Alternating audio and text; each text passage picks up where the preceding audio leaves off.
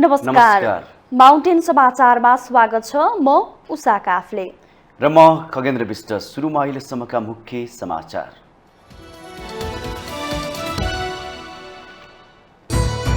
रवि लामिछानेको सांसद हुन अयोग्य रहेको सर्वोच्चको ठहर। सांसदसँगै मन्त्री र पार्टी सभापतिको पद समेत खारेज। नागरिकता पुनः प्राप्ति गरेर चुनाव लड्न सक्ने।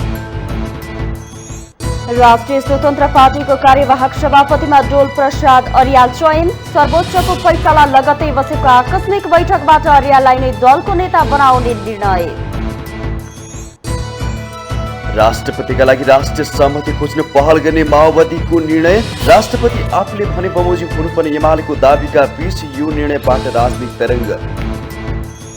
राष्ट्रिय सभामा रिक्त रहेको उपाध्यक्षीय पदको लागि माघ 23 गते निर्वाचन हुने। निर्वाचन सम्बन्धी कार्यक्रमको सूचना प्रकाशन गर्न संसद सचिवालयलाई निर्देशन। आइकाओको मापदण्डहरूको पूर्ण पालना नहुँदा हवाई दुर्घटना बढेको विज्ञहरूको निष्कर्ष। जनशक्तिको व्यवस्थापनमा पनि हवाई सेवा प्रदायक संस्थाहरूले ध्यान दिनुपर्नेमा जोड।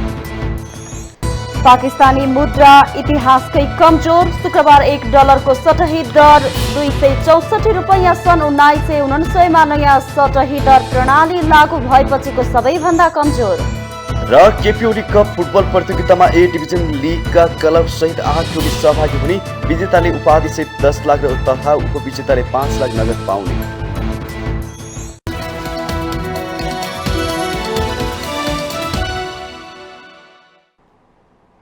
अब समाचार विस्तारमा। सर्वोच्च अदालतले गृहमन्त्री रवि लामिछाने सांसद हुन अयोग्य रहेको भन्दै सांसद पद खारेज गरिदिएको छ। सर्वोच्च अदालतको संवैधानिक इजलासले शुक्रबार रवि लामिछानेको नागरिकता कायम नरहेको ठहर गर्दै सांसद पद खारेज गरिदिएको हो। लामिछानेले नेपाली नागरिकता पुनः प्राप्तिको प्रक्रिया पूरा नगरेको भन्दै लामिछाने सांसद बन्न अयोग्य रहेको सर्वोच्चको ठहर छ। सर्वोच्चको फैसलासँगै लामिछाने सांसद र उपप्रधान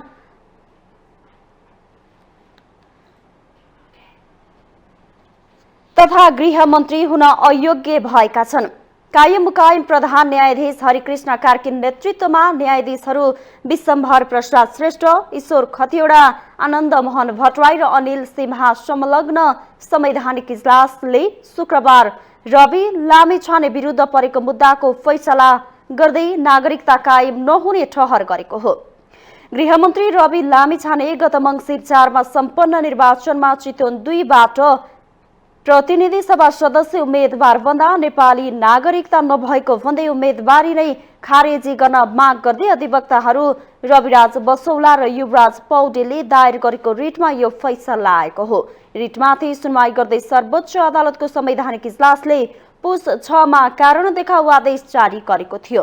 साथै अन्तरिम आदेश मार्फत लामिछानेलाई सांसदका रूपमा कामकाजमा रोक लगाउन माग गरिएको सन्दर्भमा पुस 22 गते शुक्रबार दुवै पक्षलाई छलफलका लागि बोलाइएको थियो। त्यस दिन सर्वोच्च अदालतको संवैधानिक इजलासले लामिछानेको मुद्दामा अन्तरिम आदेश दिन स्वीकार गरे पनि अग्राधिकार दिँदै अन्तिम सुनवाईका लागि माघ 11 मा पेश गर्न आदेश दिएको थियो। माघ 11 गतेदेखि उक्त मुद्दाको संवैधानिक इजलासमा भएको बहसपछि शुक्रबार इजलासले नागरिकता अवैध ठहर गर्दै आदेश दिएको हो। 2050 सालमा जिल्ला प्रशासन कार्यालय काठमाडौँबाट वंशजको नागरिकता निकालेका लामिछाने रोजगारीको सिलसिलामा अमेरिका पुग्नु भएको थियो। त्यसपछि 2070 फागुन 9 मा अमेरिकी नागरिकता र फागुन 21 मा राहदानी प्राप्त गर्नु भएको थियो। लामिछानेले अमेरिकाको नागरिकता प्राप्त गरेपछि नेपाल नागरिकता ऐन 2063 ले तोकेको प्रक्रिया बमोजिम नागरिकता जारी गर्ने कार्यालयमा गई निवेदन दिई प्रक्रिया पूरा गरेको देखिँदैन। सर्वोच्चको फैसलामा भनिएको छ। फैसलापछि गृह मन्त्रालयबाट बाहिरिँदै रवि लामिछानेले फैसलाको स्वागत गर्ने भन्दै कुनै पनि प्रश्नको जवाफ नभएको प्रतिक्रिया दिनुभयो। कहाँको नागरिकलाई प्रश्न सोध्नु भएको तपाईँले? मलाई म कहाँको नागरिक हो र मलाई कसलाई प्रश्न सोध्नु भएको नै थाहा छैन। मलाई यो प्रश्नको जवाफ नागरिक हुनुभयो भन्दा अगाडि त हाम्रो नेपालको गृहमन्त्री हुनुहुन्थ्यो नि सर। तर यतिखेर म अनागरिक छु, एउटा अनागरिकलाई के प्रश्न सोध्नु? अब तपाईँ चाहिँ के गर्नुहुन्छ? थाहा छैन मलाई। एउटा अनागरिकले के गर्छ मैले बुझेकै छैन। सर्वोच्चको फैसलालाई कुन रूपमा लिनु भएको छ? स्वागत गर्छु, स्वीकार गर्छु। रविले प्रक्रियागत रूपमा नागरिकता पुनः प्राप्ति गरेर चुनाव लड्न सक्नुहुनेछ।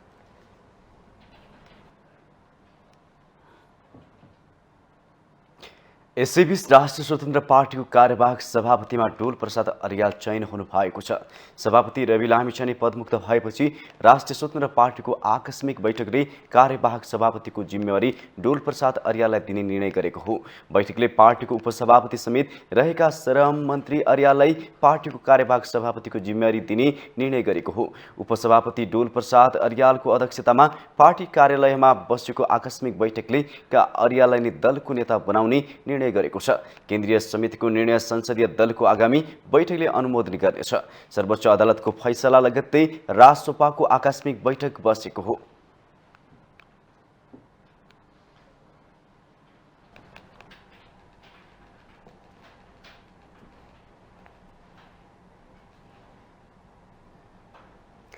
सरकारको नेतृत्व लिएको नेकपा माओवादी केन्द्रले राष्ट्रपति चयनका लागि राष्ट्रिय सहमति खोज्न पहल गर्ने निर्णय गरेको छ।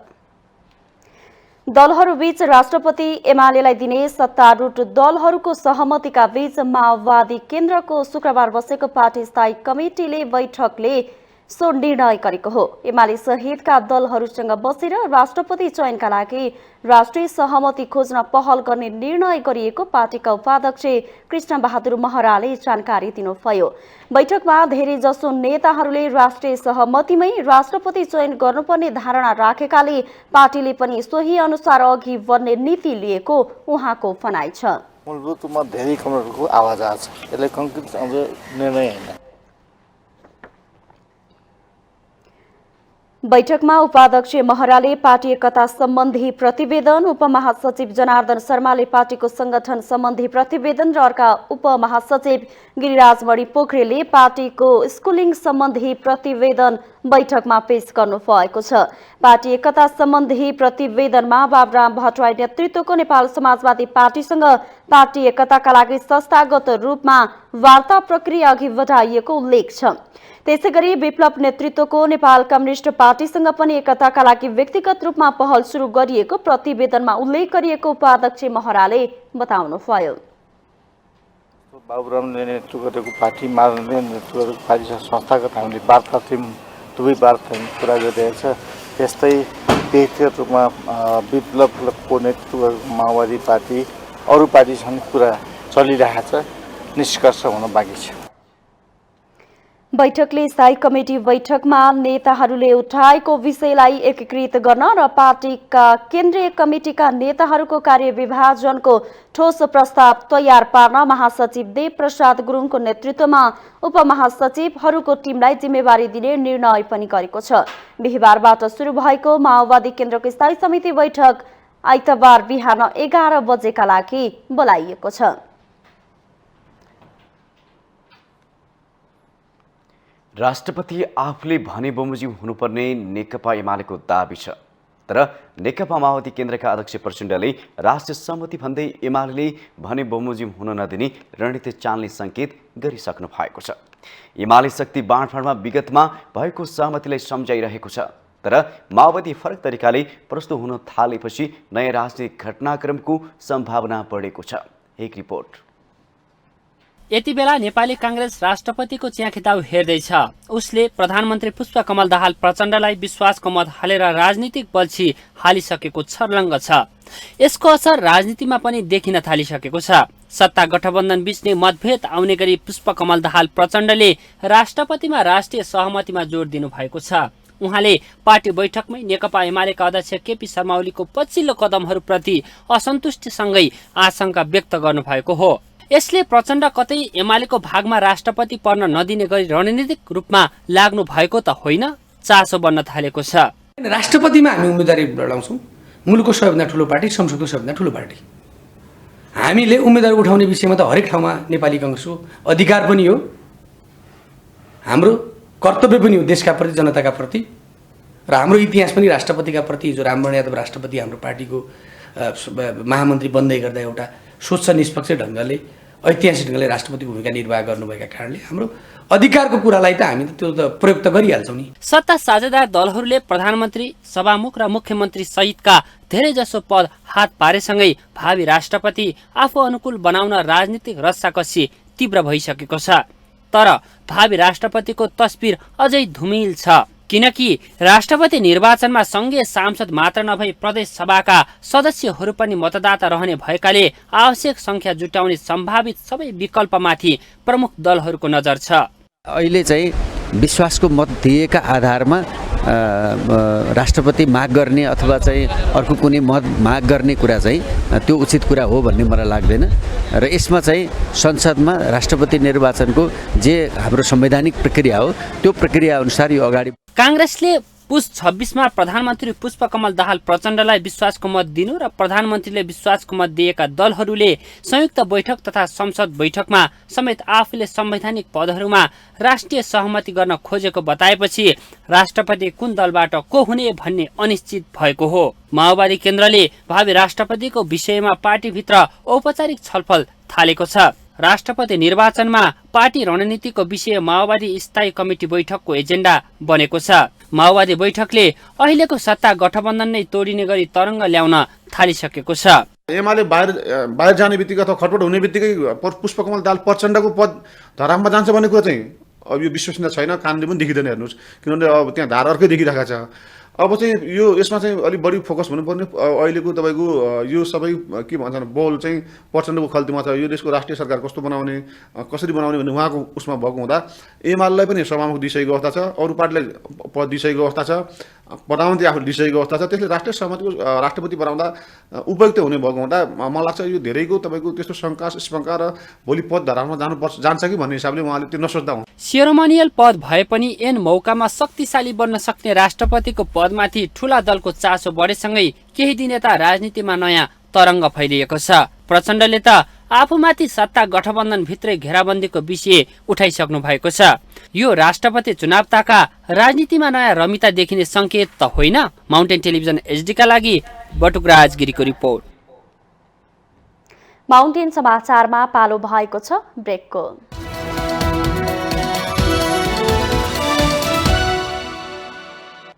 ब्रेकपछि स्वागत छ। अब बाँकी समाचार। लोकप्रिय बन्ने होडबाजीबाट राजनीतिमा हत्तै उठेका पात्रहरूको प्रचण्ड नेतृत्वको सरकारमा प्रवेश हुँदा चासो बढेको थियो। उनीहरूको भूमिका भने मन्त्री बनेको केही दिनभित्रै विवादास्पद बन्यो। यतिसम्म कि मन्त्रीहरूले लहटका भरमा दिने निर्देशन र चाल्ने कदम अपरिपक्व समेत ठहरियो। एक रिपोर्ट। यति बेला स्वास्थ्य राज्य मन्त्री डाक्टर तोसीमा कार्की एउटा भिडियोको कारण चर्चामा हुनुहुन्छ। आत्मदाहको प्रयासपछि उपचारका क्रममा कीर्तिपुर अस्पतालको आइसियूमा राखिएका प्रेम प्रसादलाई भेटेर भिडियो खिच्न लगाई सामाजिक सञ्जालमा प्रचारमा ल्याउनुभयो। उहाँको कदम प्रचारमुखी थियो। आइसियूमा छिर्दा उहाँले त्यहाँको नियम समेत उल्लङ्घन गर्नुभयो। आफै चिकित्सक भएर पनि आइसियूमा छिर्दा पूरा गर्नुपर्ने मापदण्ड पालना गर्नु भएन।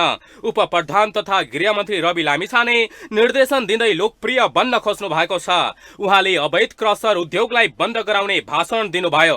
लगत्तै गृह मन्त्रालय मार्फत कारबाही बढाउनु भयो। तर उहाँको कदम लामो समय टिक्न सकेन। क्रसर उद्योग बन्द हुँदा देशभरको निर्माण कार्य प्रभावित भए। ढुङ्गा गिट्टी लगायत निर्माण सामग्री अभाव भई बजारमा मूल्य नै बढ्यो। उहाँले अवैध क्रसर उद्योग बन्द गराउन सक्नु भएन, बरु मूल्य वृद्धिको अवस्था सिर्जना गरिदिनु भयो। रवि लामिछानेको नागरिकता विवाद अदालतमा विचाराधीन छ। उहाँले स्वार्थको सिद्धान्त बाजिने गृह मन्त्रालयको जिम्मेवारी लिनु भएको छ। यतिसम्म कि उहाँको नागरिकता विवादमा सरकारी वकिलले बहस गरेर नयाँ बहस जन्माएको छ। सरकारमा रहेका कतिपय मन्त्रीहरू विवादमा मुछिएका पर्दछन्। शहरी विकास मन्त्री विक्रम पाण्डेको स्वामित्वको कालिका कन्स्ट्रक्सन ठेक्का पट्टाको विवादमा पर्दै आएको छ। स्वयं पाण्डेमाथि विगतमा भ्रष्टाचारको मुद्दा चलेको थियो। मन्त्री जस्तो पदमा रहने व्यक्ति लहर र लोकप्रियताको पछि मात्र कुद्दा काम कारबाहीको कार्यान्वयन फितलो हुन जान्छ। यसको प्रत्यक्ष उदाहरण वर्तमान सरकारका कतिपय मन्त्रीहरूको लोकप्रिय बन्ने होडबाजीबाट बुझ्न सकिन्छ। उनीहरू जनतालाई छुने खालका सकारात्मक काम अगाडि बढाउने तयारीमा भन्दा हल्ला चलाउनमा तल्लीन रहेका छन्। मन्त्रीहरूको यस्तै आचरणले अतिले खति नहोला भन्न सकिन्न। माउन्टेन टेलिभिजन एसटीका लागि नवराज पौडेलको रिपोर्ट। स्वास्थ्य तथा जनसङ्ख्या राज्य मन्त्री डाक्टर तोसीमा कार्कीले सञ्चार माध्यमहरूले आफ्नो विरुद्धमा समाचार मात्रै प्रकाशन गरेको भन्दै आपत्ति जनाउनु भएको छ। शुक्रबार मन्त्रालयमा सञ्चारकर्मीहरूले उठाएको प्रश्नको उत्तर दिँदै उहाँले यस्तो आशय व्यक्त गर्नु भएको हो। सञ्चारकर्मीहरूको 2 जना मन्त्रीले एकै कार्यक्रममा एकैपटक रिबन काटेको सन्दर्भमा उहाँले अस्पतालको कार्यक्रममा क्याथ ल्याबको उद्घाटनसँगै जनशक्तिका मुद्दाहरू, क्याथ ल्याबमा आवश्यक भएका कुराहरू, सेवा विकेन्द्रीकरणका कुराहरू, दरबन्दीका इस्युजहरूका धेरै कुराहरू उठे पनि त्यसको चर्चा नभएको भन्दै आक्रोश व्यक्त गर्नुभयो। त्यहाँका जनशक्तिका मुद्दाहरू, क्याथ ल्याबमा आवश्यक भएका फर्दर इक्विपमेन्ट्सहरू के कसो छन् हैन र सेवाका विकेन्द्रीकरणका कुराहरू थिए, दरबन्दीका इस्युजहरू थिए। त्यो बारेमा उहाँहरूले हामीसँग बसेर छलफल गर्नुभयो। सिटी स्क्यान, एमआरआईका इक्विपमेन्ट्सहरू पनि अपुग अवस्थाहरू बारेमा उहाँहरूले जानकारी दिनुभयो।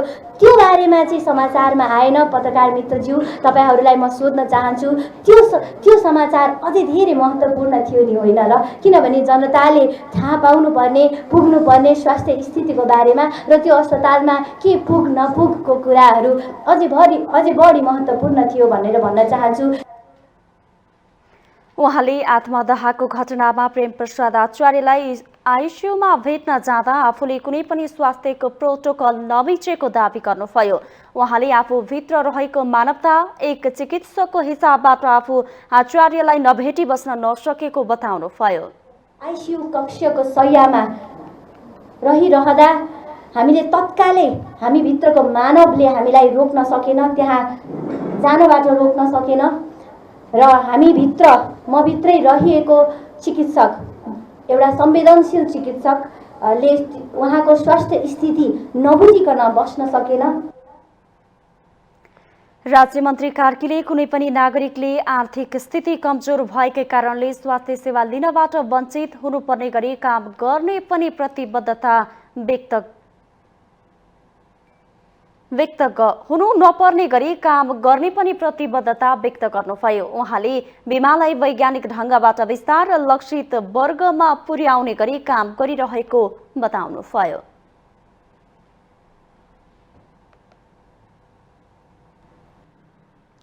नेकपा एकीकृत समाजवादी निकट विद्यार्थी संगठन अन्यराज्यले शिक्षा मन्त्री शिशिर खनालको पुतला दहन गरेको छ। शुक्रबार रत्न राज्य क्याम्पस अगाडि अन्यराज सोभिका विद्यार्थी नेताहरू भेला भई शिक्षा मन्त्री खनालको पुतला दहन गरेका हुन्।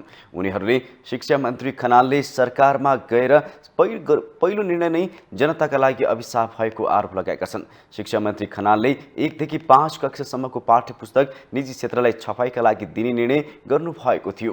सो निर्णयपछि निजी क्षेत्रलाई पाठ्यपुस्तक छपाउँदा घुस खानका लागि यस्तो निर्णय गरेको र यो निर्णयले झनै विद्यार्थीहरूलाई महँगो मूल्यमा पुस्तक किन्न बाध्य हुनुपर्ने अवस्था आउने भन्दै विद्यार्थी नेताहरूले विरोध जनाएका हुन्।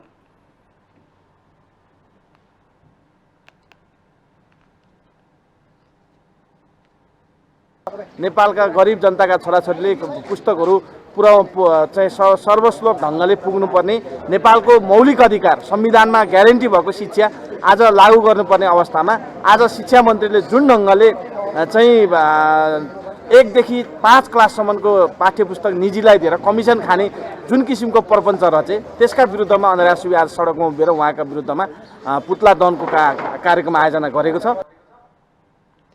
अध्यक्ष पराजुले प्रधानमन्त्री पुष्पकमल दाहाल नेतृत्वमा रहेका मन्त्रीहरूले जनताबाट कमिसन खाएर वर्गीय रसायन भत्काउने काम गरेको भन्दै निर्णय फिर्ता लिन आग्रह गर्नु भएको छ।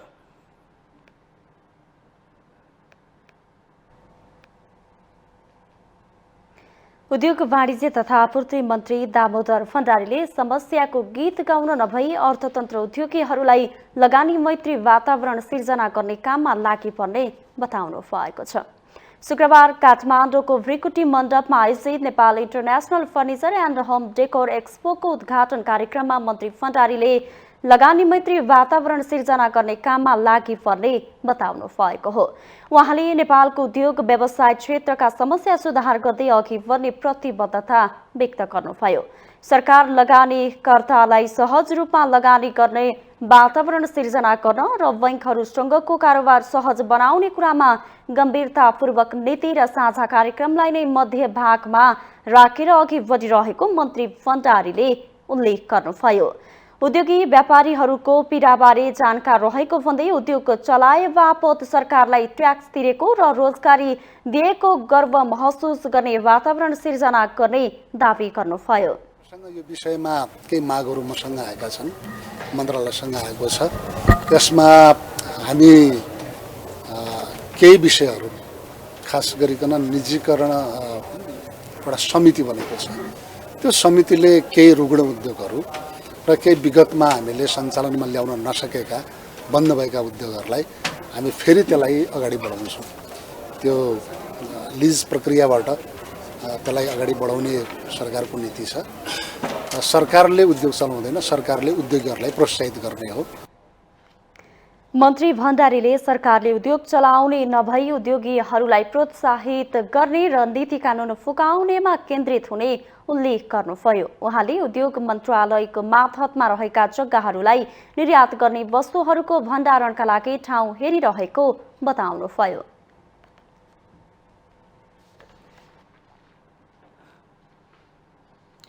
विज्ञप्ति र अन्तर्राष्ट्रिय नागरिक उड्डयन संगठन आइकाओका मापदण्डहरूको पूर्ण पालना हुन नसक्दा नेपालमा हवाई दुर्घटना वृद्धि हुने गरेको औल्याएका छन्।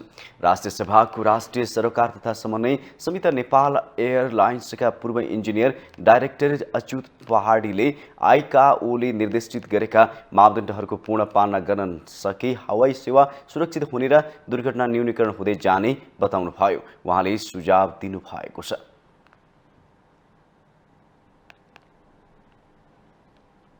त्यो अनुसार काम भयो कि भने त्यसको रिजल्ट के हो त? त्यो अनुसार काम पर्फर्मेन्स भयो कि भएन? त्यो इन्जिनियरले काम गरे कि गरेन? त्यहाँको टेक्निसियनले काम गरे कि गरेन? त्यहाँको म्यानेजमेन्टले राम्रो काम गरे कि गरेन? त्यो चाहिँ एकदम मोनिटर गर्नुपर्छ। र त्यो चाहिँ गरिसकेपछि मलाई लाग्छ सिभिल एभिएसनले अझ त्यसलाई म्यान पावर पुग्दैन भने एकदम प्रोफेसनल म्यान पावरहरू, स्किल म्यान पावरहरू अझ हायर गरेर इन्डिभिजुअल एयरलाइन्सहरूमा कम्प्लिटली चाहिँ हाई लेभलमा माइक्रो लेभलमा चाहिँ स्टेबलिस गर्नु पर्यो। त्यो चाहिँ इम्पोर्टेन्ट पनि देख्छु। त्यसले गर्दाखेरि अलिकति भविष्यमा दुर्घटनाबाट बच्न सक्छ कि भन्ने कुरा अर्को छ। एउटा अर्को कुरा म हुन्छु मेरो प्र्याक्टिकल कुरा गरेको नेपाल नागरिक उड्डयन प्राधिकरणका पूर्व महानिर्देशक गौतमले नेपालको हवाई सेवालाई सुरक्षित बनाउन नियमनकारी निकायहरूको दक्षता अभिवृद्धिमा जोड दिनुपर्ने बताउनुभयो। उहाँले हवाई सेवा सुरक्षाका लागि संरचनागत सुधारका कामहरूमा पनि ध्यान दिन सरकारको ध्यान आकर्षण गराउनुभयो। सकेसम्म हामीले के इन्स्योर गर्नु आवश्यक छ भने नेपाली आकाश सुरक्षित छ है भन्ने कुरा इन्स्योर गर्नको लागि कम्तीमा पनि स्ट्रक्चरल तपाईँको जुन सुधारका कुराहरूमा तुरुन्तै ध्यान दिनुपर्छ, जसले गर्दा नियमन अधिकारी अथवा अथोरिटी मोर स्ट्रेन्थेन होस्, मोर क्यापेबल होस्, जसले गर्दाखेरि सेफ्टी इन्हान्स गर्न सकियो। धन्यवाद। नेपालको हवाई सेवालाई सुरक्षित र भरपर्दो बनाउन सेवा प्रदायक संस्थाहरूलाई व्यावसायिक ढङ्गले अघि बढाउनुपर्ने आवश्यकता रहेको तत्कालीन हवाई विभागका पूर्व महानिर्देशक वीरेन्द्र बहादुर देउजाले औल्याउनु भयो। हाइली टेक्नोलोजिकल क्यारेक्टरको यो सिभिल एभिएसन यहाँ चाहिँ नि यहाँ हाइली प्रोफेसनल हिसाबले मात्रै काम गर्छ। यो जुन ब्युरोक्रेटिक र पोलिटिकल इन्टरभेन्सनबाट चाहिँ नि सब्जेक्टिभ जजमेन्टबाट अर्डर गर्ने ठाउँ चाहिँ यसमा छैन, धेरै कम छ। त्यतिखेर यसलाई हामीले मेसेज भनेको चाहिँ के हो भने आजको मेसेज भनेको प्रोफेसनल यो संस्थालाई एकदम हाइली प्रोफेसनल र कम्पिटेन्ट मान्छेबाट हाइली प्रोफेसनल हिसाबले चालु गर्नुपर्छ। यसमा चाहिँ नि इन्टरफेरेन्सहरू चाहिँ नि घटाउनुपर्छ। पूर्व महानिर्देशक देउजाले नेपालको हवाई सेवा सुरक्षित रहेको र यसलाई अझै भरपर्दो बनाउने काममा सम्बन्धित निकायहरू बढी जिम्मेवार हुनुपर्ने पनि बताउनुभयो।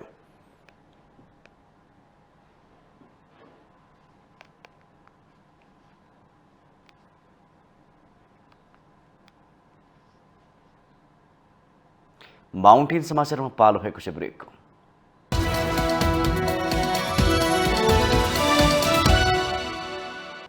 ब्रेकपछि स्वागत छ। अब बाँकी समाचार। नेपाल पेट्रोलियम ट्याङ्कर चालक सङ्घले आफ्नै पेट्रोलियम ट्याङ्कर चलाउन पाउनुपर्ने माग राखेको छ। शुक्रबार काठमाडौँमा आयोजित कार्यक्रममा नेपाल पेट्रोलियम ट्याङ्कर चालक संघका अध्यक्ष ईश्वर लामाले चालकहरूले आफ्नै ट्याङ्कर चलाउन पाउनुपर्ने माग गर्नु भएको हो।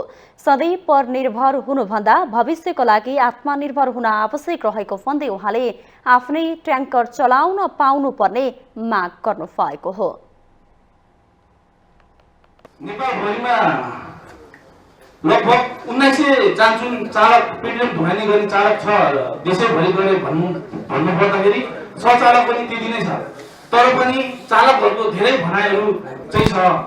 त्यो कुराहरू के छ भने जुन चालक पछि बन्ने के त चालक पनि कति आफ्नो घरको पीडा होला, चालक पछिबाट ठुलो बनेर उहाँहरू आफू स्वरोजगार बन्ने, आफू नै एउटा मालिक बन्ने पनि सपना हुन्छ। नेपाल आयल निगम लिमिटेडका कार्यकारी निर्देशक उमेश प्रसाद थानीले ट्याङ्कर चालकहरूको माग सम्बोधन गर्नका लागि विद्यमान ऐन कानुनहरूमा संशोधन गर्न आवश्यक रहेको उल्लेख गर्नुभयो। भन्ने विषयमा म जानकार छु। त्यसकारणले पनि माननीयजी हुनुहुन्छ यहाँ ढुवानी व्यवसायी र व्यवसायी साथीहरूको केन्द्रीय तहको नेतृत्वहरू हुनुहुन्छ। यो विषयमा भएका विद्यमान ऐन कानुनमा केही संशोधन गर्नुपर्ने अवस्था छ। विनियमावलीको केही व्यवस्था परिमार्जन गर्नुपर्ने अवस्था छ। त्यसको लागि आफ्नो ठाउँबाट सबैजनाले पहल गर्नुहुनेछ भन्ने कुरा मैले अपेक्षा राखेको छु। कार्यक्रममा काठमाडौँ क्षेत्र नम्बर 10बाट प्रतिनिधि सभा सदस्य राजन केसीले ट्याङ्कर चालकहरूको स्वरोजगार बन्न पाउनुपर्ने माग सम्बोधनका लागि निर्णय गराउन आफू लागि पर्ने आश्वासन दिनुभयो। यो चाहिँ पहल गर्छु भन्ने शब्द गर्नुभयो।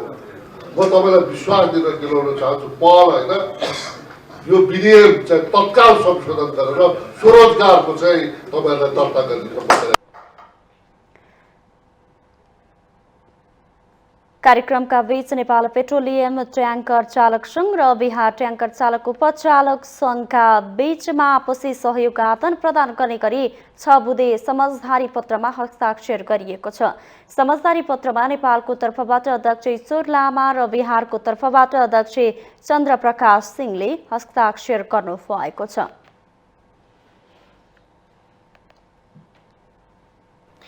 आजका नयाँ पुस्ता पप, र्याप, हिप हप तथा आधुनिक सङ्गीतमा रमाउन थालेका छन्। आधुनिकरणको होडबाजीमा परम्परागत शैली तथा मौलिकता ओझेलमा पर्न थालेको छ।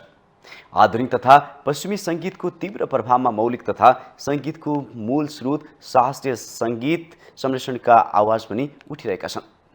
शास्त्रीय सङ्गीतमा नयाँ पुस्ता खोज्दा हातमा गर्न सकिने नाम मात्र बाँकी छ।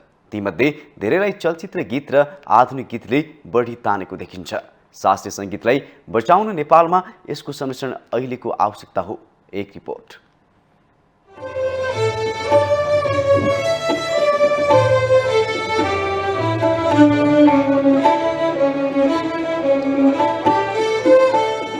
बिलाउँदै गइरहेको परम्परागत शास्त्रीय सङ्गीतको संरक्षण र सम्वर्धन गर्ने लक्ष्य सहित श्री पञ्चमीको अवसरमा पाटन दरबार क्षेत्र कार्तिक डबलीमा विशेष शास्त्रीय सङ्गीत साँझ कार्यक्रमको आयोजना गरिएको छ। सधैँ पश्चिमा सङ्गीत तथा आधुनिक सङ्गीतमा रमाइरहने पाटन दरबार क्षेत्रमा श्री पञ्चमीका दिन भने अत्यन्तै मधुरो कर्णप्रिय सितार, तबला र बाँसुरी सहितको शास्त्रीय सङ्गीतले वातावरणलाई नै तरङ्गित बनायो।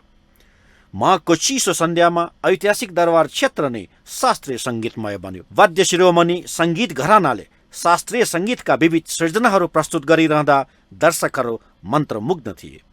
त्यसमा लोकप्रिय सांस्कृतिक समूह प्रोजेक्ट बाजा नेपाल, प्लेइङ फर चेन्ज नेपालको प्रस्तुति तथा लोकप्रिय चर्या नृत्य कलाकार विशाखा साक्यको मञ्जुश्री चर्या नृत्यले कार्यक्रमलाई थप रोचक बनायो। ललितपुर महानगरपालिका वडा नम्बर 16 को आयोजनामा भएको कार्यक्रममा स्वागत गर्दै वडा अध्यक्ष निर्मलरत्न साक्यले सङ्गीतको मूल स्रोत शास्त्रीय सङ्गीतको प्रचार तथा सम्वर्धनको लागि कार्यक्रमको आयोजना गरिएको बताउनु भयो। ललितपुर महानगरपालिका 16 वडा गोसाले यानाचुङ्गु ठाउँ दिन अतिको महत्त्वपूर्ण दिन कथा छिसा कया चुनगुडु छारा साथौं श्री पञ्चमी ख श्री पञ्चमी त्यागले छिसा विद्याया देवी श्री सरस्वती पूजा आराधना याना जिसा विद्या आर्जन यागु दिन गठाउन जिसा ठाउँ कया चुनासा ठौय दिन जिता बसन्त ऋतु या आगमन कठन जसा कया चुनुगु दिन ख एजिया ठो अवसर या त छौ जिगु यल्लो महानगरपालिका 16 वटा कलाकार समिति पाखे अत्यन्त महत्त्वपूर्ण कठन हरेक क्षेत्र विधा जसा कलाकार क्षेत्र या विकास नीति प्रबोधन निम्ति संरक्षण संवर्धन निम्ति गुजाजो यका या चुनुगु गुजाजो निरन्तरता क्रमे ठुसी निसे छौ लु आयाम कथा शास्त्रीय संगीत क्षेत्र छौ जी श्री पञ्चमी शास्त्रीय संगीत लख हनाचन गुदु साँझ 6 बजे सुरु भएको सांगीतिक कार्यक्रममा ललितपुर नगर प्रमुख चिरीबाबु महर्जनले नेवा पत्रकार राष्ट्रिय डबुका नवनिर्वाचित केन्द्रीय समिति नेवादे डबु ललितपुर शाखा प्लेइङ फर चेन्ज सहित सहभागीहरूलाई बधाई तथा प्रमाणपत्र प्रदान गर्नु भएको थियो।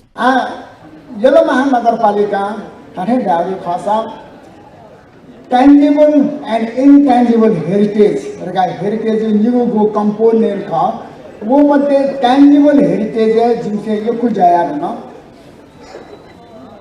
तर intangible heritage डाबले ठटे नाच शास्त्रीय संगीत याखा बाखा जात्रा पर्व ठो क्षेत्र न यल्लो महानगरपालिका जाइना वइ चुनुगु दु तर ठो क्षेत्र दयो छुते अपरम्पार क्षेत्र का याक्कै यासा मगा याक्कै यासा हाना छौ थपे जस्तो बाला यो जुल ए जो कादैना ठो क्षेत्र छिसा अझन जाया योको बागदाने ठ्याक्क ठोय यारगा ताटा द फसे जमसी जिसे मतलब संगीत कर्मी न महो त्यहाँ हुई सब न महो ने हामी सब न महो ए जो कादैना ठो सन्दर्भ चाहिँ जिसा गरिना मालका ओनु यो सन्दर्भ चाहिँ निरन्तर रूपमा सम्वादिया अले वरगा चाहिँ माचाल कृष्ण जिसा ज्याका हुने महामञ्जुश्रीको चर्या नृत्यबाट शुभारम्भ भएको सांस्कृतिक कार्यक्रममा बागमती प्रदेश सांसद रामकृष्ण चित्रकार लगायत विशिष्ट व्यक्तिहरूको उपस्थिति रहेको थियो। कलाको विकास तथा कलाकारको प्रोत्साहनका लागि 2 वर्ष अघि ललितपुर महानगरपालिका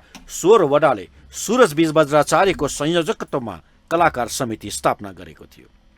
यस्ता कार्यक्रमले बिलाउँदै गएको शास्त्रीय संगीतलाई संरक्षणमा बल मिल्नेछ भने यसको दिगो संरक्षणको लागि सम्बन्धित निकायहरूको ध्यान जानु आवश्यक रहेको छ। माउन्टेन टेलिभिजन एचडी का लागि क्यामेरामा केशव श्रेष्ठका साथ विसन्तर साक्यको रिपोर्ट।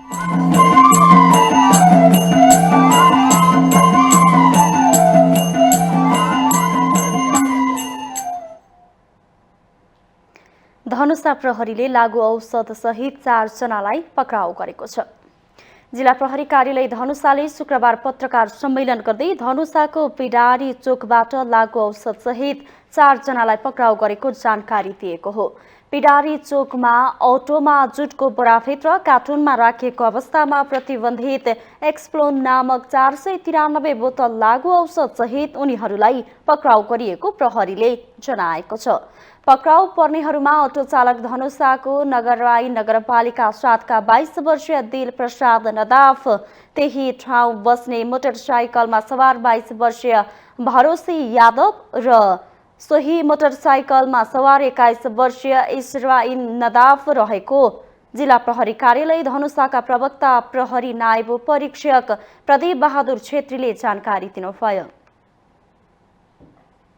चालक ड्राइभर समेत गरी 4 जना नियन्त्रणमा लिएको र यहाँ ल्याएर गन्दा यो एक्सप्लोन भन्ने 493 पिस त्यसमा भेटियो। त्यस्तै जनकपुर धाम उपमहानगरपालिका 4 बस्ने 32 वर्षीय दीपक कुमार पूर्वे पनि पक्राउ परेका छन्। पक्राउ पर्नेहरूमाथि थप अनुसन्धान भइरहेको छ।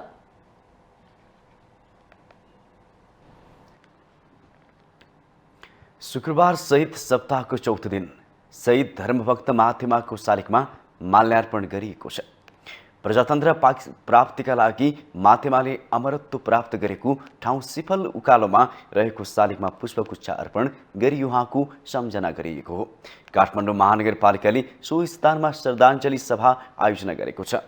श्रद्धाञ्जली सभा शहीद परिवारका सदस्य, काठमाडौँ महानगरपालिकाका प्रमुख, उपप्रमुख तथा पदाधिकारीहरूको उपस्थिति रहेको छ। जहानीय राणा शासनको विरोध गर्दा विक्रम सम्वत 1997 माघ 10 गति शुक्रराज शास्त्रीलाई काठमाडौँको टेकुस्थित पचलीमा माघ 13 गति धर्मभक्त माथिमालाई सिफलमा र गङ्गलाल श्रेष्ठ एवं दशरथ चन्दलाई माघ 15 गति शोभा भगवतीमा मृत्युदण्ड दिइएको थियो। अमर शहीदको सम्झनामा 2012 सालदेखि तत्कालीन काठमाडौँ नगरपालिकाको संयोजनमा शहीद सप्ताह तथा दिवस मनाउने गरिएको छ।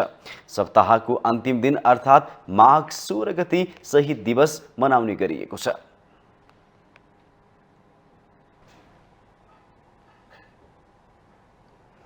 दरबार मार्ग विकास बोर्डले दरबार मार्ग क्षेत्रमा पार्किङको तत्काल व्यवस्था नगरी काठमाडौँ महानगरपालिका विरुद्ध चरणबद्ध आन्दोलन गर्ने चेतावनी दिएको छ। शुक्रबार पत्रकार सम्मेलन बोर्डले काठमाडौँ महानगरपालिकाले दरबार मार्ग क्षेत्रमा हटाएको पार्किङ तत्काल कायम नगरे आन्दोलन गर्ने चेतावनी दिएको हो। बोर्डले लामो समयदेखि दरबार मार्ग क्षेत्रमा ओडा कार्यालय र ट्राफिक प्रहरीको समन्वयमा एक लाइन पार्किङले ट्राफिक व्यवस्थामा कुनै समस्या नभएको बताएको छ। छलफल र संवाद नगरी पार्किङ हटाउने निर्णय नमान्ने बोर्डको भनाइ छ। बोर्डका पूर्व अध्यक्ष गोपाल कक्ष्यपतिले स्मार्ट पार्किङ राखेर व्यवस्थित भइरहेको बेलामा महानगरपालिकाले एक्कासी बन्द गरेको भन्दै माग सम्बोधन नभई चरणबद्ध शान्तिपूर्ण आन्दोलन गर्ने स्पष्ट गर्नुभयो। रौनक र विश्वसनीयता कायम गर्न यस क्षेत्रमा आउने ग्राहक तथा पर्यटकहरूलाई उचित सुविधा दिनु हरेक स्थानीय सरकारको कर्तव्य हुन आउँछ। पहिले भइरहेको पार्किङ स्थललाई यथावत कायम गर्न यस दरबारमार्ग क्षेत्र विकास बोर्ड हार्दिक अपिल गर्दछ। अन्यथा चरणबद्ध आन्दोलनहरू हामी गर्न बाध्य हुनेछौँ। महानगरले दरबार मार्ग क्षेत्रका पार्किङ हटाउँदा त्यस क्षेत्रको व्यापार 50% कम भएको कक्ष्यपतिको दाबी छ। उहाँले पार्किङ नहटाउँदा दरबार मार्गमा भइरहेको 10 देखि 12 करोडको व्यापार अहिले 4-5 करोडमा सीमित भएको भन्दै यसबाट हुने सरकारको राजस्व समेत घटेको बताउनुभयो।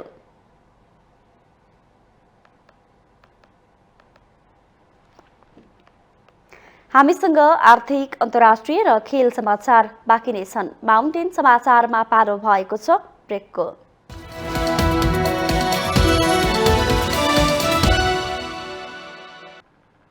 ब्रेकपछि स्वागत छ पालो आर्थिक समाचारको।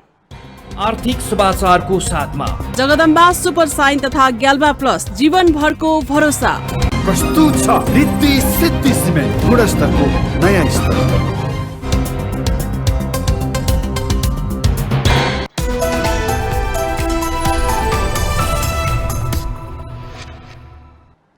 नेपाल आयल निगमले पाइपलाइन मार्फत पेट्रोल ल्याउने गरी दोस्रो चरणको परियोजना अन्तर्गत भर्टिकल ट्याङ्कहरूको निर्माण सुरु गरेको छ। निगमको मध्य प्रदेश स्थित प्रादेशिक कार्यालय अन्तर्गत 12 को अम्लेखगञ्ज डिपोमा पेट्रोल र ट्रान्समिक्स ट्याङ्कको गत मङ्सिर 29 गते शिलान्यास गरी निर्माण सुरु भएको हो। निगमले मोतिहारी अम्लेखगञ्ज पाइपलाइन मार्फत 2076 भदौदेखि डिपो डिजेल आयात गरिरहेको छ। मोतिहारी अम्लेखगञ्ज पाइपलाइन परियोजना अन्तर्गत डिजेल र पेट्रोल दुवै ल्याउने भए पनि पेट्रोल भण्डारण गर्न ट्याङ्क नहुँदा डिजेल मात्रै आयात भइरहेको थियो। अम्लेखगञ्ज डिपोबाट प्रमुख प्रदीप कुमार यादवले उहाँले भारतबाट डिजेल र पेट्रोल दुवै पाइपलाइन मार्फत आयात गर्दा ढुवानी र अन्य खर्च गरी मासिक निगमलाई 15 करोड रुपैयाँ बचत हुने बताउनुभयो। उहाँले दोस्रो चरणको भर्टिकल ट्याङ्कहरू निर्माण कार्य आगामी डिसेम्बरसम्म सम्पन्न गरेर अंग्रेजी नयाँ वर्षमा पेट्रोल पाइपलाइन मार्फत आयात गरिने जानकारी दिनुभयो। सिभिल र मेकानिकल सम्पूर्ण कन्ट्र्याक्टर हाम्रो फिल्डमा आइसकेको अवस्था छ र यो आइसकेको अवस्थामा हाम्रो काम स्टार्ट भइसकेको छ र डिसेम्बर हामीले यही महिनाको डिसेम्बरसम्म हामीले हाम्रो यो सकिन्छ र 2024 को जनवरीबाट यही पाइपलाइनबाट हाम्रो पेट्रोल आयात सुरु हुन्छ र पेट्रोल आयात गर्दाखेरि निगमको मासिक रूपमा ढुवानी भाडा र टेक्निकल लस गरेर महिनाको मिनिमम 15 करोड रुपैयाँ चाहिँ निगमको हाम्रो बचत हुन्छ र त्यो निश्चित रूपमा हामीले 2024 जनवरीबाट ल्याउने गरी हामीले काम चाहिँ अगाडि बढाएको छ। प्रमुख यादवले आयोजना निर्माण सम्पन्न भएपछि पेट्रोल, डिजेल र मट्टीतेल गरी 3वटै पदार्थको आयात पाइपलाइनबाटै हुने बताउनुभयो। 3वटै पदार्थको आयात पाइपलाइनबाटै हुँदा अर्बौं रुपैयाँ बचत हुने अनुमान गरिएको छ। अब हाम्रो पहिला यो भइहाल्यो। अर्को कस्तो छ भने अम्लेखगञ्जदेखि चितवनको ग्यास पाइप के अरे पेट्रोलियम पाइपलाइनको विस्तारको योजना छ, बजेट पनि अध्ययनको लागि राखिसकेका छ। अर्को सिलिगुडीदेखि झापासम्म 35 किलोमिटर छ, त्यो पाइपलाइनको कुरो छ भने अर्को के छ भने मोतिहारीबाट तपाईँको सर्लाहीसम्म ग्यास पाइपलाइनको तिनटैको के छ भने अगाडि बढाउने चाहिँ कुरो चलिरहेको छ। परियोजनाको लिखित इन्फ्रास्ट्रक्चर प्रणालीले 1 वर्षभित्रमा निर्माण सम्पन्न गर्ने गरी सबै पूर्वाधार निर्माणको ठेक्का लिएको छ। आयोजना निर्माण सम्पन्न भएसँगै अमलेखगञ्ज डिपोमा डिजेलको भण्डारण क्षमता 24,840 किलोलिटर र पेट्रोलको भण्डारण क्षमता 16,630 किलोलिटर पुग्नेछ। 90 दिनको इन्धन भण्डारण गर्ने सरकारको नीति अनुसार थप 5,000 किलोलिटर क्षमताको ट्याङ्क निर्माणको तयारी समेत सुरु गरिएको छ।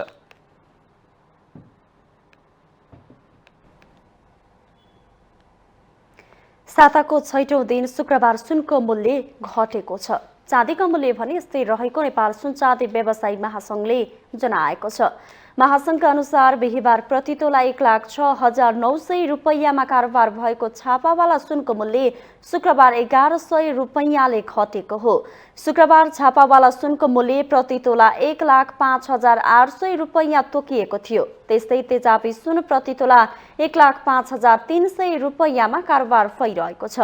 त्यसैगरी चाँदीको मूल्य भने स्थिर रहेर 1,380 रुपैयाँमै कारोबार भइरहेको महासंघले जनाएको छ।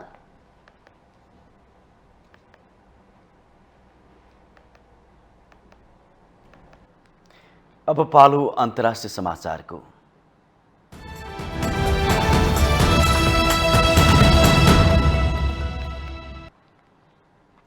पाकिस्तानी मुद्रा इतिहासकै कमजोर भएको छ।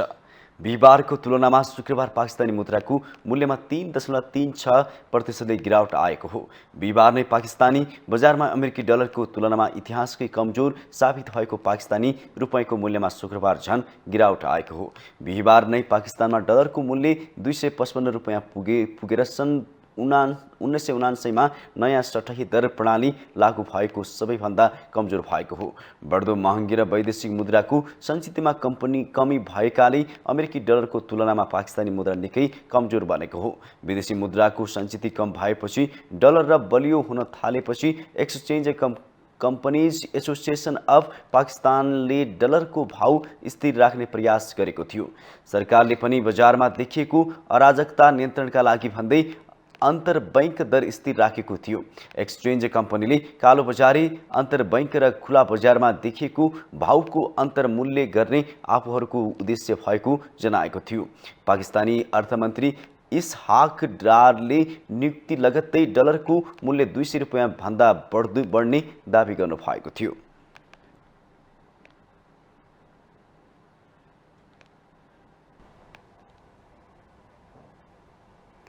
एसियाका सबैभन्दा धनी गौतम अडानीले रातारात 11 अर्ब डलर गुमाएका छन्।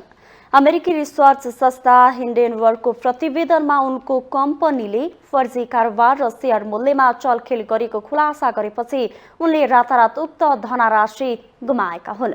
बुधबार अडानी ग्रुपका कम्पनीहरूको शेयर ह्वात्तै घट्यो। शुक्रबार पनि घट्ने क्रम जारी रह्यो। रिसर्च फर्म हिन्डेनबर्गको मरिससमा रहेका अडानी ग्रुपसँग सम्बन्ध जोडिएका 23 कम्पनीहरूको पहिचान गरेको दावी गरेको छ।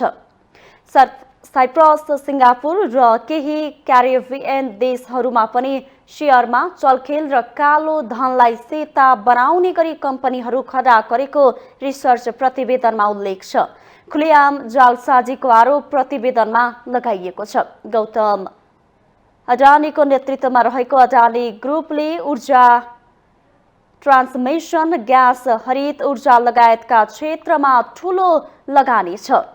उनले न्यू दिल्ली टेलिभिजन पनि हालै खरिद गरेका थिए। अडानी ग्रुपका शेयर 81 आकाशिएपछि त्यसमाथि शंका गर्दै हिन्डेनबर्गले रिसर्च नै गरेको देखिन्छ। अडानी ग्रुपले भने हिन्डेनबर्गको प्रतिवेदनको खण्डन गर्दै कानुनी प्रक्रियामा जाने जनाएको छ।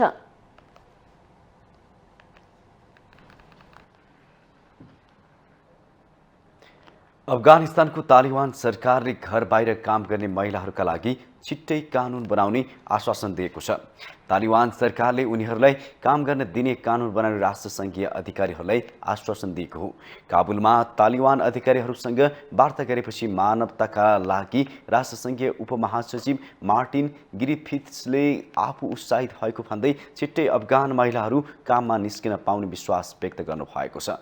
विशेष गरी मानवीय क्षेत्रमा महिलाहरूलाई काम गर्न दिने सङ्केत तालिबानले गरेको बताइएको छ। महिलाहरूलाई उच्च शिक्षामा समेत प्रतिबन्ध लगाइएको तालिबानले विदेशी गैर सरकारी क्षेत्रमा कार्यरत महिलाहरूलाई पनि काममा जान प्रतिबन्ध लगाएको छ, जसका कारण स्वास्थ्यसँग सम्बन्धित राष्ट्रसङ्घीय कार्यक्रमहरू पनि प्रभावित भएका छन्। पछिल्ला 2 सातामा चिसोको कारण 125 बढी अफगानीहरूको ज्यान गइसक्दा पनि कुनै गैर सरकारी संस्थाहरूलाई सहयोग बाँड्न जानबाट रोकिएको छ।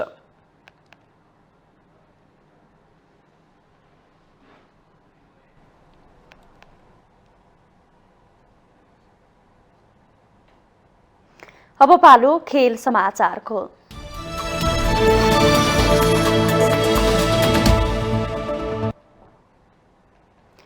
नेपाल कम्युनिस्ट पार्टी एमालेका अध्यक्ष केपी शर्मा ओलीको जन्मदिनको अवसरमा हुने केपी ओली कप फुटबल प्रतियोगितामा 8 टोली सहभागी हुने भएका छन्।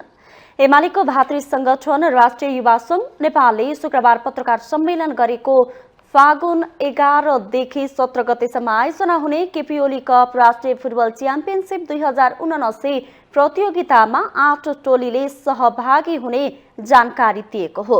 प्रतियोगितामा ए डिभिजन लिगका क्लब सहभागी हुनेछन्। सहभागिताका लागि माघ 17 गतेसम्म टोली दर्ता गरिसक्नुपर्ने आयोजकले जनाएको छ। इन्फाको प्राविधिक सहयोगमा हुने प्रतियोगिताको उद्घाटन खेल च्यासल मैदानमा हुनेछ। यस्तै फाइनल खेल दशरथ रङ्गशालामा हुनेछ। इन्फा कम्प्लेक्स पादो बाटोमा समेत लिग चरणका खेलहरू हुनेछन्।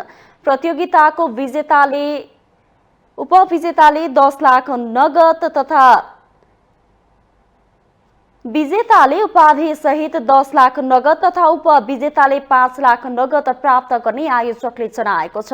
यस्तै सर्वोत्कृष्ट खेलाडीले 1 लाख तथा उदयमान खेलाडी र विधागत उत्कृष्ट हुनेले समान 50,000 प्राप्त गर्नेछन्। यसैगरी प्रत्येक खेलको विजेता टोलीलाई 25,000, प्लेयर अफ द म्याचलाई 15,000 रुपैयाँ प्रदान गरिने पत्रकार सम्मेलनमा जानकारी दिइएको छ। माउन्टेन समाचारमा पालो भएको छ ब्रेकको।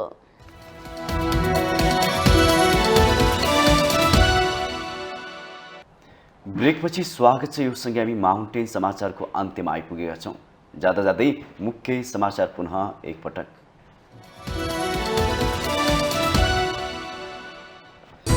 रवि लामिछाने सांसद हुन अयोग्य रहेको सर्वोच्चको ठहर। सांसदसँगै मन्त्री र पार्टी सभापतिको पद समेत खारेज। नागरिकता पुनः प्राप्ति गरेर चुनाव लड्न सक्ने।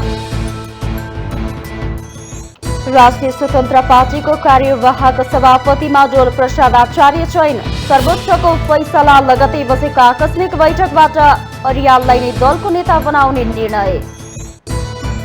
राष्ट्रपतिका लागि राष्ट्रिय सहमति खोज्न पहल गर्ने माओवादीको निर्णय। राष्ट्रपति आफूले भने बमोजिम हुनुपर्ने एमालेको दाबीका बीच यो निर्णयबाट राजनीतिक तरङ्ग। राष्ट्रिय सभामा रिक्त रहेको उपाध्यक्ष पदको लागि माघ 23 गते निर्वाचन हुने। निर्वाचन सम्बन्धी कार्यक्रमको सूचना प्रकाशन गर्न संसद सचिवालयलाई निर्देशन। आइकाओको मापदण्डहरूको पूर्ण पालना नहुँदा हवाई दुर्घटना घटेको विज्ञहरूको निष्कर्ष। जनशक्तिको व्यवस्थापनमा पनि हवाई सेवा प्रदायक संस्थाहरूले ध्यान दिनुपर्नेमा जोड। पाकिस्तानी मुद्रा इतिहासकै कमजोर। शुक्रबार $1 को सटही दर 264 रुपैयाँ। सन् 1999 मा नयाँ सटही दर प्रणाली लागू भएपछिको सबैभन्दा कमजोर। र केपी ओली कप फुटबल प्रतियोगितामा ए डिभिजन लिगका क्लब सहित 8 टोली सहभागी हुने। विजेताले उपाधि सहित 10 लाख तथा उपविजेताले 5 लाख नगद पाउने।